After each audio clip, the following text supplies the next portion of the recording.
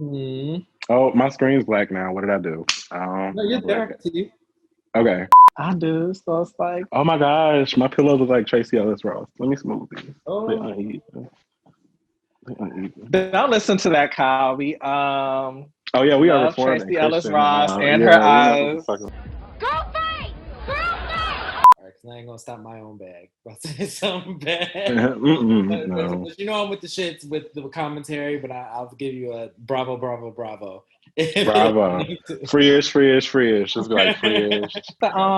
I just learned about Bravo, Bravo, Bravo. Oh, you did? Oh. He just started watching Beverly Hills. Oh, You good. know, I'm just getting into the white bitches. If that's what we were... I'm stop. Bravo, bravo, bravo. I am not doing this, you guys. I don't... What do you mean? Something has to break. We're gonna get you in Sunday service. One Anyway. step closer to the Lord. There you go. I be teaching them every week. Just stay with the Lord. Stay with the Lord. Just stay with his unchanging hand. It's gonna get you through. That paid my bills. On that note, asking you shall receive. Send me a coin, Lord. Send me a coin. Oh, it's coming. It's coming. Thank you, Jesus. You can now find your favorite petty cousins on Anchor. If you haven't heard about Anchor, it's the easiest way to make a podcast. Let us explain. It's free. There's creation tools that allow you to record and edit your podcast right from your phone or computer. Anchor will distribute your podcast for you so you can hear it on Spotify, you can hear it on Apple Podcasts, and even many more places too. You can even make money from your podcast with no minimum listenership. The coins, darling, the coins. It's everything you need to make a podcast in one place because we stand versatility. So listen to your favorite cousins on Anchor. And make sure you download the free Anchor app or go to anchor.fm to get started today. What the fuck are you waiting for, cousins? Like right now. Well, you know what else is in Gilead? Me, aka me being that bomb in Gilead because I got that bomb Gilead. Hey, Ricky. And I am Dorinda Clark Cole's unemployment check. How y'all doing? I'm Chris. I feel like she gets one. Of course she does. And of course, guys, we have a very special guest with you. We'll be introducing shortly. We are going to get through these church announcements very quickly. You know, make sure you follow us everywhere you stalk your exes. And that now includes TikTok and Twitch. I will be doing various things with my body on TikTok. Oh my and gosh. Chris will be doing... You tell him, girl. We didn't have no script. This is unscripted, okay? And I will be doing gaming for the Lord over on Twitch. We will be playing the Vitcho games and things. So please follow us, twitch.tv/Freeish Media and TikTok.com or y'all know y'all use the website. TikTok Freeish Media. We there. And make sure you subscribe to us on YouTube. We will be coming out with content. Our watch list episodes are coming out soon. So that series will be available on YouTube and IGTV. So stick around for some of your favorites being torn apart, shaded. Oh no, actually we just talk about them in love, but subscribe. And then what was all of this? I don't know. I've been talking about my hands lately. I've been feeling like giving hand performance. You've been very Candace. I was at the grocery store like, let me get Dutch. it was crazy. I was trying to think of a way to segue that, but I couldn't quite think of a way. But you know, that's fine. You can't segue. That's fine. But we gonna, cause we ain't gonna segue this episode, and we gonna segue right on into our very special guest. Woo! We have with us Kyle Price. Kyle Price is a model, actor, and social activist. Yes. Thank you guys for having me. Thank you, cousins. Thank you. Thank you. We don't get guests around here often. You know, we had to clean up the house. We had to, Okay. Right, you know, we had to do a little, you Throw know, a pillow around and all that. I get it. decorative special little feng event. shui. Mhm.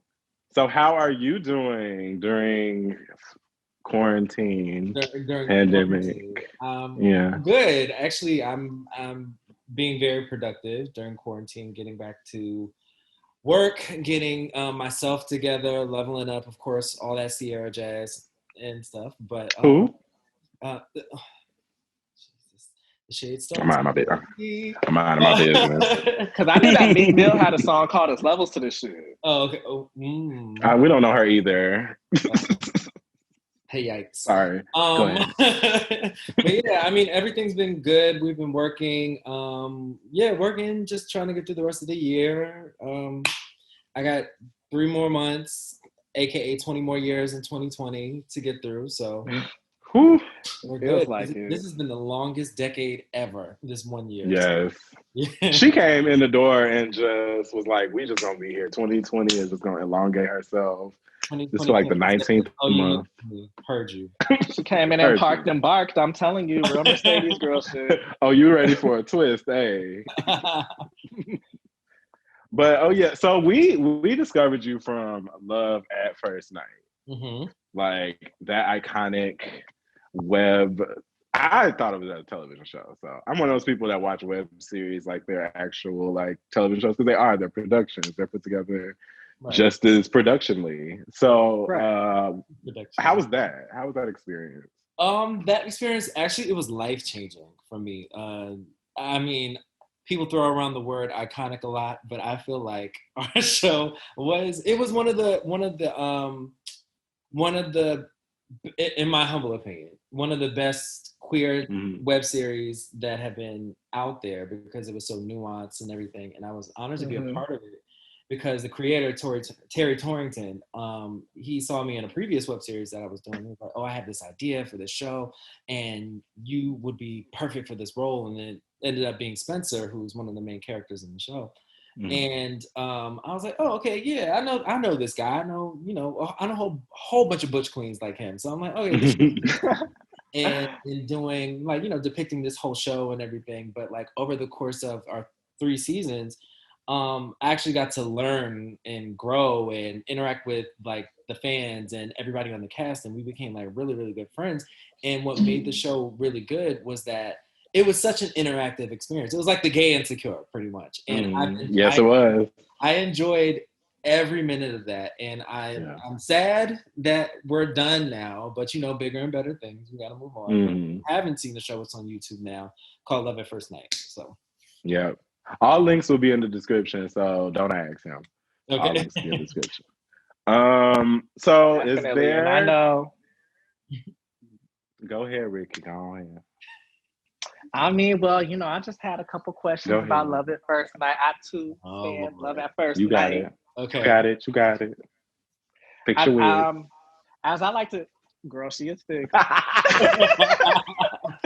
She is fixed and parted to the side. Okay, because I saw that and I was like, okay. It was like a. Oh, so you didn't show up? Okay, heard you. Yeah. I'm gonna have to find my bang in a minute. It's gonna be okay. We're gonna have fun. But I'm not sure if you watch Drag Race, Kyle, but as Chris knows, I like to ask the, little question where RuPaul's like, so who do you think should go home? Ooh. Okay. So, I just want to start off a little spicy because I love to get to know our guests. I like to dive, a little deep. About to be messy. What is this, girl? It's not on the docket. This is not on the docket. What is going on? So I know, Love at First Night, you guys deal with a lot of, I guess, very real life experiences. A lot of things that, like I personally have dealt with, as well as other people that I know. One of the storylines that stands out in particular is the storyline of backstabbing friends. Right. I know that that's something that, a lot of the characters, yours included, have to deal with on the show. Right. So with that being said, were you able to draw from any real life experiences? Or like, is there anything that you would be able to say that compares to that? Or was this like a completely new territory for you to tread? Well, I don't have any personal experiences to draw from, but I have friends and they have lived. So I drew from some of their stories intermixed. Like, all right, some things that I've heard, some stories that I see on Twitter, because like I literally read everybody's Twitter and I see all the mess. I'm like, okay, let me draw from this because this is and then yeah, it was nothing personal that I particularly been through, but it was like, all right, this is a story I've heard before. So I was like, all right, how can we personalize this to where everybody would feel like, oh shit, I know somebody that's been through that, or oh, I've been that person at one point in time, or doing whatever, just just to make it more realistic and relatable. So definitely, and it is very relatable. I thought you were gonna ask something messier than that. I was prepared. Yeah. Oh, what was you prepared for? I don't know. I was just like, pause, bro. We're gonna warm up. We're gonna warm up and get the mess. Hey.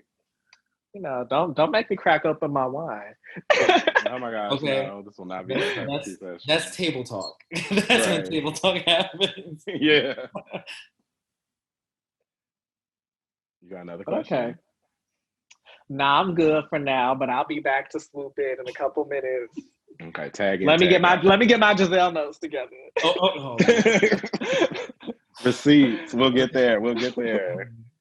So I was just minding my business and I saw you on a Bowflex commercial. Oh, okay. Oh, yeah.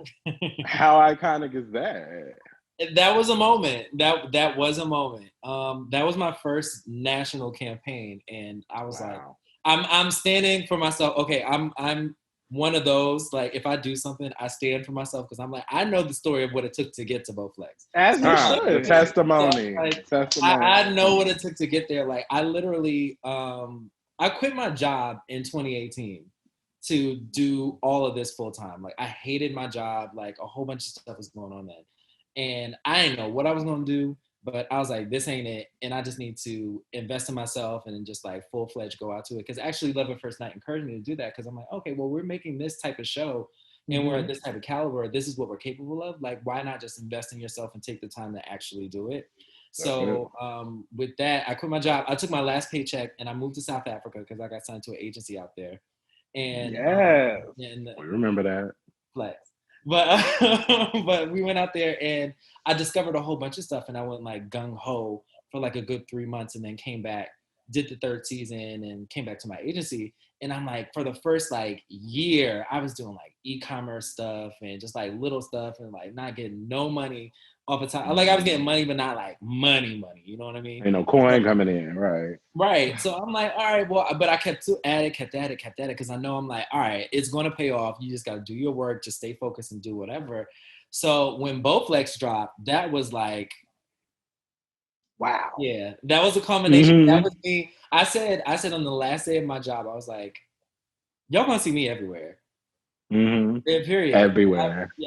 And it's like, I don't know how I'm gonna do it, but I'm gonna get there. And I'm like, when that moment happened, I was hyped because I'm like, yeah, that was just like one of them life-affirming moments. It's like, you can really do it and just go ahead and go for it. So Bowflex, it's at 5 million views now. Come on, 5 million. All right, 5 million. Yeah. So we're working. Yes. So what's next? Like, what's next on the agenda? What's next? We want to know. Well, right now I'm having fun doing campaigns and modeling and stuff like that, but I definitely want to do more series. I actually have something in the works that I just got this weekend, but I can't speak on it because NDAs. It's Beyonce Ironclad, so we can't talk about it. Wow, you're working with Beyonce. We better be the first to know. Okay, I mean, listen, I'm very December 13th, 2013 just dropped the album. So when I'll be back. Okay. Back to that. But I have a couple campaigns that are coming out. I did one last week with this African clothing company called Dianu. And I have another one for Armatron watches for their holiday ads. They actually gave me this watch, so this is cute. And I'm just trying to do more campaigns and like, go from like boom to boom, and then do series. And then also, which I'm actually doing after I hang up with you guys, I'm volunteering with a high school to teach a LGBTQ plus safe space class that I'm creating for a 7-week program. So I want to do more like philanthropic work with that, because I feel like I've been extremely blessed this year. So I'm like, it would be like super selfish of me not to reach back and teach back and make a way and, just share the testimony, as well as like listen to kids that have watched Love at First Night, watch Bowflex, like, just see me do all these things. I'm like, okay, well, the least I can do is give back to the kids. So I want to do more of that. Yeah, I volunteered one time with some kids and they robbed me, child. When I tell Like, you, south side of Chicago, they robbed me, child. They was like, listen, me and you, it's nap time, none of that. Like, they ran that camp. Kids dealing with like a different generation and like teaching them just a little that right now, and like as you progress, it's like really important.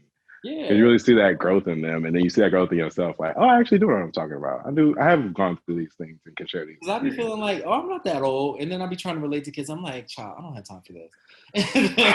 Like, what is this? I just keep coming through with these YBNs and these little this and little that, and I'm like, I'm 28. I'm not that old. Like, I'll be telling you about the YBNs and the little older. That's because you still. I like all type of music. I like all ages. Okay. I'm E for everybody. Oh, you mean Lucci, YFN Lucci?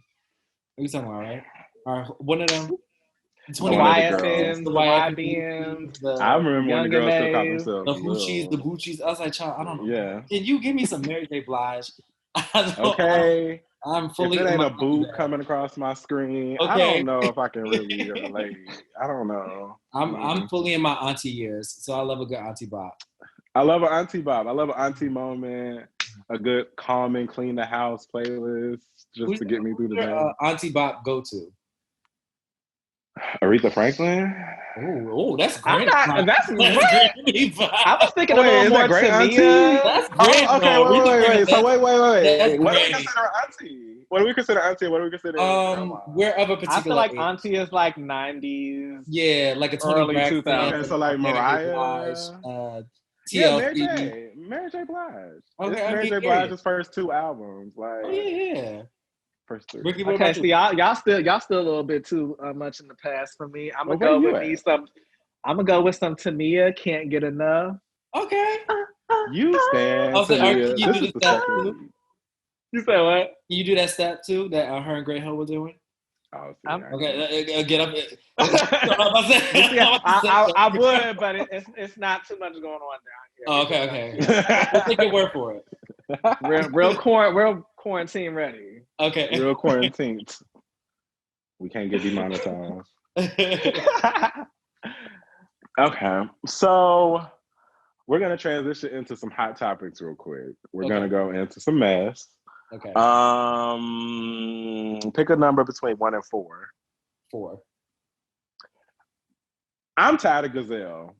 Like Real Housewives of Potomac. Like I'm not liking the way this Monique thing is falling out. Are you into Real Housewives of Potomac? Yeah, I'll let you finish and then I'll go into it. I don't like the way that this has been coming out about Monique. Now, we all saw the fight. Last week we broke the fight down and we really was like, blame it on Gazelle. And now this week it come out that like Candace kind of pushed her first. But now it's coming out like that they're pulling this narrative like really hard about Monique destroying the foundation of Black women and Black women being able to get put on and all of that. And I was like, okay. But it's just I'm tired of Gazelle did not need a bodyguard. She's not got a brand or image to uphold with her man running around with the whole congregation spreading his seed and doing all of these unholy and unrighteous things. And then you sit up here and want 6 or 7. Cheering. That's not even counting the relationships, the allegation. And mind you, I told y'all that church is Eddie Long's church and Creflo Dollar's church. So Jamal Bryant, Eddie Long, and Creflo Dollar, them ain't good examples of legend. And that church right down the street. Don't let me drive down there. So what did y'all think of Potomac?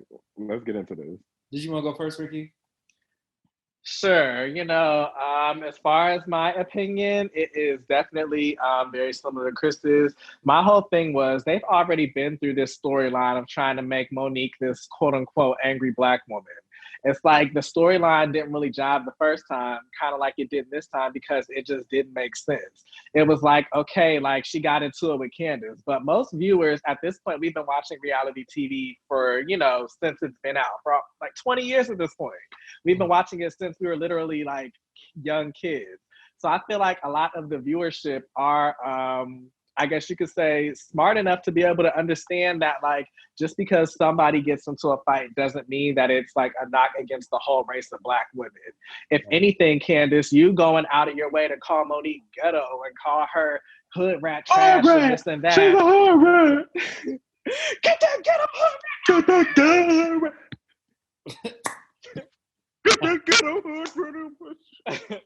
It's like, that's just as offensive as somebody putting their hands on somebody. And if you're not able to see that, at least be able to understand how that could be somebody else's point of view. So that's my whole thing in it. Okay. And keep my girl's name out your mouth. Okay, period. But there's a few things.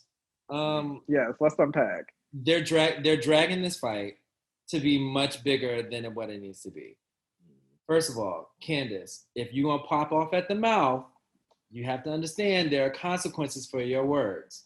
Monique was not right for hitting you, but hey, you can only put up with somebody's BS for so long when they all up in your face. 2, the respectability politics of everything that Giselle and Robin and Wendy are talking about is like, huh? And it's like, what are you talking about? Like, this is not gonna move the women's movement or the Black women's movement back anymore. Like, you're on reality television. You're not on CNN, bare knuckle boxing. Like, what are you talking about? And then if that's the case, Lisa Rinna threw a glass at Kim Richards and all that. Don't talk about the husband. Don't talk about the husband. And then also Wendy, for somebody who doesn't have a crab, I'd say that's their thing. They have a crab. Like, for someone who doesn't have a crab, just 2 episodes, weren't you just getting into it with Ashley with the verbal altercation out of nowhere? But that's not a bad reflection on an angry Black woman narrative. So it's like pot me kettle. And then Giselle is like, first of all, Giselle, let me move my bang. Giselle, you, like you said earlier, like, you are taking back a man that you publicly dragged for how many seasons over his infidelities? And now you're all of a sudden worried about your image. Speak on it. And then, first of all, you're trying to make a moment where this doesn't apply to you by bringing a security guard. That was reading as late. That security guard was babysitting that baby the whole time. I was working in the background. First of all, because now you're dragging it, trying to make it seem like Monique is this person who is off her rocker when she's not. She was just provoked and got into an altercation, like many of you did, including yourself. Like, when you're provoked, like, just because you didn't put hands on the person doesn't mean like you didn't act out or have this angry Black woman narrative. So please save me this accusation of like, oh, now we're just as below. It's like, girl. Because I know she had to run up on one of Jamal's concubines that she didn't, that she needed to, that she should have. The thing that bothered me the most was them talking about, oh, well, she's not a good role model to her child. I was like, don't bring the kids in there, because it's not even about that, because you don't know what happens in that household beyond what they show you. So you don't make that accusation. I just think that whole conversation was late. Now, Monique, I'm gonna get to you, because your calculation of events that happened, math ain't mathin'. So I'm like, you sound kind of crazy, but also like you were held accountable to it. And what I liked what she did is she was like, okay, I was wrong. I'm not justifying any of my actions, but I didn't mean to hit her because I meant what I did, but I shouldn't have got to that point. But but her account of events, something wasn't clicking. So I'm like, oh, okay. She remembers it a little differently than it happened. She really does. There are cameras. We can see you. So, yeah. You know, the adrenaline was pumped. I'm like, girl, you and then just my thing got is, your face in, and it was like, you right. were fully aware. I know that glaze. I was like, oh, okay, you are aware. But I love Monique, and I watched the show. I enjoy the show. Yeah. Shout out to Strong Wigs and Strong Wills, I guess, because they're gonna be arguing about this for, I guess, the rest of the season. Yeah, because they're already saying Jamal she ain't starts show up cheating to on nothing Giselle. Starts. Next topic. For this month. Congratulations are in order, I guess. Onika had a child. Oh, congrats to her. Congratulations to Onika for birthing another human being. I like this. We wish her all the well. Next. Oh, do you want to say something? We can stand her having her baby real quick. Oh, wait. Yes. Okay, ma'am. so you're the Barb. He's the Barb. I'm the Barb of the two of us. Okay. I don't know her. So, I mean, I'm getting to know her a little bit because her pregnancy picture was cute, and I was really surprised she had a baby out of nowhere without, starting no mess or burning out, nothing. But I'm glad, she has children now. Okay. Now she has a daughter to call her son. Are we sure it's a girl? I didn't know if it was a girl. I don't know. I haven't yet to see if it's a girl. I want it to be a boy, so it can be, it's her son for real. Because these bitches is her son, but now he's her son too. So he's gonna be her bitch. Anyway, next. Bitch, shut up. I'm just doing the math, like Monique. I'm just doing the math. That was like the transitive property. But no, okay. So for real, Nikki had a child. And we had a conversation earlier that was interesting about women in rap having babies because Belle Khalice has had a baby, Carisha's had a baby, Remus has had a baby. Like all the girls have had Iggy. Igloo had a baby, and Igloo had a baby, and nobody knew. She came out 3 days later with no baby bump, no nothing. I didn't even know Iggy was pregnant. 90%. When you got the coin, you can get it sucked out. when you got okay, I'm trying to get it sucked out, honey. Yes. What? Oh my gosh. We see each other. But no, we was talking about female pregnancy. We were talking about female rappers and being able to last through. I don't want to talk about this no more. I thought we were about to be canceled. Oh my gosh. We were talking about. We were just talking about women's bodies. Oh my god. We were talking about female rappers having kids and how it affects their career. Got you. We were, and that has changed the landscape. This is why we don't do shows. And that's changed the landscape of music and how they do their careers, and that's iconic. That was the end of that. But in all seriousness, it definitely is really cool to be able to see a lot of these women be able to have these babies and still be able to get right back to their career and not receive a lot of backlash. Because, we're able to remember the days of Tamika from Escape, for example, and people like that who either had to hide pregnancies or, different things like that, and had to do different things to, make sure that their career stayed on track. And I'm just really glad that we live in a time where you don't really have to do that. We don't care if you got kids. As long as you can make us shake that ass, bitch, I'm good. Oh my God. As long as you put out your material, not shake that. Oh my God. As long as you put out material from your heart. Because Onika, I'm hoping this baby really got to you. Because you know how they say babies make your career better and teaches you how to do different things with your talent. So I'm hoping it taught her how to write. And that we will have a better album. You will not. Okay. Well, I hope it taught her how to make a better presentation for the next album because Queen wasn't. It's like Kaya. Congratulations. Congratulations, Nikki. You are the winner of this week's Motherhood Challenge, okay? Oh, yeah, we have a question. So what are the last 4 songs you can consciously remember you listened to? Okay, so here's the thing with me. I'm an R&B head at heart, but I'm in my house and EDM bag really, really bad right now. Okay. A lot of what I'm listening to is like Disclosure, Calvin Harris, stuff like that. And matter of fact, let me just pull it up on my Spotify because it's right here. You got Spotify. Yeah, I'm a Spotifyer. Same. So he's mad. Pop Impala, Breathe Deeper. Everything on Victoria Monet's album, I love that. I'm listening to a lot of 2 Chainz right now, though, and then Ari Lennox, Whipped Cream. I haven't heard Whipped Cream yet. I saved it to my phone. That stays. It's on rotation. Yeah.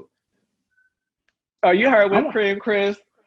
You know, I hear things other than drag and gospel music. Okay, gosh, yes, I've heard Whipped Cream. It's cute. I like one play. There's only one way you would have heard Whipped Cream. That's how, if somebody else played it. That's if somebody else played it. Because you wasn't going to play it. You wasn't going to look up Whipped Cream. You don't know what I listen to. You don't know what I listen to, boo boo. Yes, I do. It's very Rigi Rochu. And that's literally my number 1 song. I don't understand why, but it is. It just is. Wow, my mind. I was like, wow, let me go to a song. Rigi Rochu. Like I can pull that up right now. It's gonna be on the screen right here. That's my top 52 song. You just need your little widget just for that. Just right here. I'm gonna do it right there. Okay. Anyway. Okay, so Ricky, it's your turn. You can close us out of church with the political corner. You want me to sing for you? Ricky's political corner. Scandal sound. I'm supposed to give you Scandal. Like, I don't know. Too much. It's fine. Well, Scandal is definitely the word. This will be, why was I about to say truncated? If y'all know truncated, y'all can look that up, cousins. But this will be a more truncated version of Ricky's Political Corner. We have an extended version coming out shortly, so be on the lookout for that. But for now, I just want to kind of get into the broad overview of what's been going on the last few days because it's been a lot. So if you guys don't know, we had the ceremony for the nomination of the possibly newest Supreme Court justice. That was about a week and a half ago, last week, Saturday. So for those who don't know, that ended up being a super spreader event for the coronavirus and spread the coronavirus to at least, they say, 12+ White House staff members, a couple senators, a few other members just of the, DC national scene. And from them is, they think when it kind of progressed, got to the president and whatnot, so on and so forth. So, bitch, we had just recorded an episode, just recorded it and finished it and was like, all right, we're going to edit this for tomorrow. I go to sleep. I wake up and the first thing I see is, oh, me and Melania got COVID, bitch. It was like, you say that yesterday.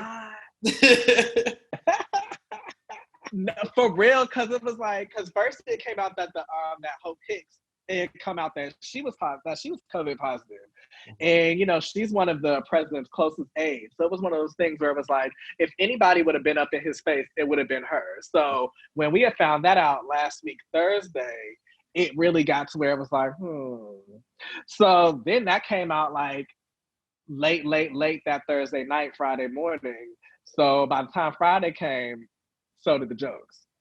I'm not really gonna get too far into the jokes because they are cackling on Twitter when I seen that. I got deleted because of jokes, because of Trump jokes. Oh my god! But no, fuck him. And it's like, okay. It's disgusting. Sorry, I cut you off, but no, you're fine. Chime in, please. It's just disgusting the way he's handling it, and then using this as like he's a stunt queen. Like let's just call it what it is. He's a stunt queen. Like there's no way you got over this in 3 days. You're just trying to distract everybody from the fact that you bombed your first debate.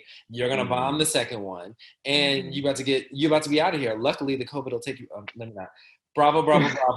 If he answers prayers, it was like you bombed your whole presidency. Yeah, like you bombed it. You flopped. You're a flop. And honestly, we seen this coming. We seen him pulling this COVID card. As soon as he was like pandemic, I'm like, why should he use this toward the end of the election to like, oh, I'm sick.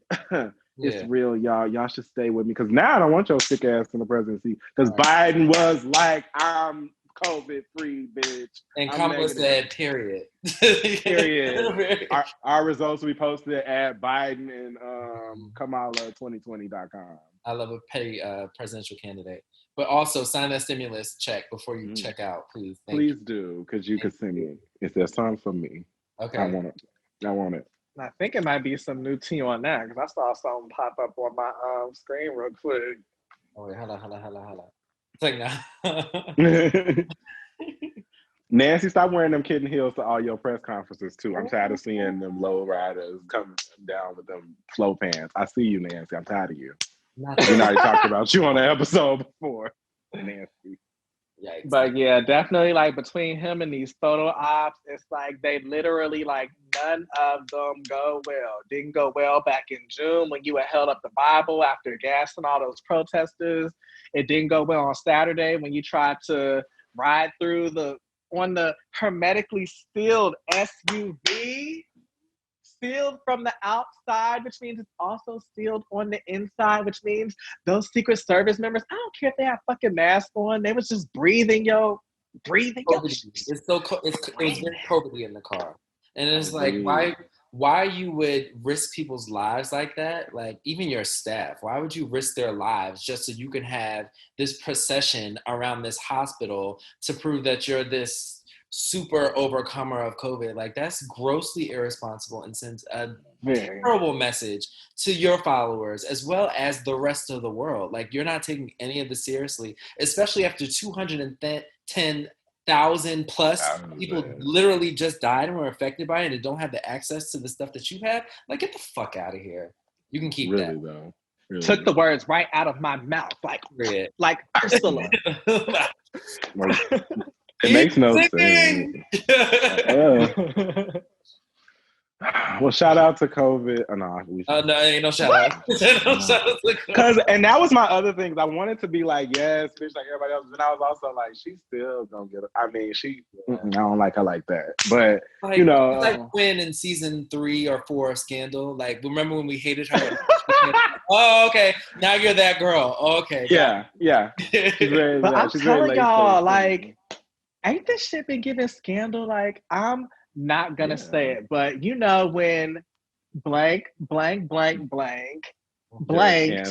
it was like blank, and it was like he blanked her. When the president killed Judge Cancer because she was about to snitch about his presidency during the second election. It's giving very Scandal. Yeah, that's what I said. Blank. And very defiant. Okay, very defiant. And if it come out that you, because that ain't not crossed my mind either. Shonda, we see you, girl. Yeah. You did that. Along with Annalisa's wig, you did that. Okay. Those seasons. Let me stop. Well, let me not get into Don't do that. We've been over that. We're in a better place now. Just like is that all for your corner? Is that all for your corner hooker? You know what? I think I will close my legs to married men on this. And yeah, it is. Because like I said, Kyle took the words right out of my mouth. Took it. That will be our clip for the week. Right there. I be doing this like I'm going to do all this editing. I'm about to read this last one. I'm going to look at this like, I ain't doing that. But okay, so fave and flop. Do we have a fave and flop? Do we, sir? For the flop, I'm still on a debate. We'll give this a soft flop, but still flop nonetheless. Soft flop for the week, Ava DuVernay. I'm not sure if you guys were able to get into that on the Twitter's verse. Twitter's verse. The verse agenda again. You know, she another show. Bye, everybody. Bye. Thank you. This is another presentation of Freeish. So, I got bravo. Okay. Bravo. I'm gonna see you later, Miss Ava. Okay. No. Shout out to her dreads and her opinions and things. I have plugged my computer. And shout out to A Wrinkle in Time's box office receipts. What receipt? And on that note, ladies and gentlemen, we want to thank our guests for coming. Thank you for sitting in on this foolishness with us. It's my pleasure. Thank you guys for having me. Mm-hmm. Yes, and I'm not saying we love you. Oh my gosh. This is the first time. Don't be weird. I mean, I feel like we all here now. We all cousins. So we all fam. Like a giant tree. Like a giant tree. But you know they was talking about Effie, and that was Shay. She was the tree. It was okay. Let me ask you a question before I go. Mm-hmm. One night only. Dina or Effie? Who you got? You want all my love and my devotion. Ooh, ooh, ooh. You want my love so right. This Effie little single. Okay. We never saw it for the version. We didn't need all that screaming. Okay. Because when that shit went in that trash and that bop got it was like dun dun trash. Dun, dun, dun, dun. You want all my love. I was like, yes, Beyonce. Get her together. Dina. Just go like this. I'm Dina today. Dina. Because after you made some points. There were points made, but you were no Dina, and don't act like you were. Okay, you were somebody. Line. You made it a cute line. I made it a cute song. Thanks, girl. Okay. That's what Karen be doing to Dorinda. All right, ladies and gentlemen, love y'all forever. Bye, everybody. Bye. I don't know that reference, but I will soon.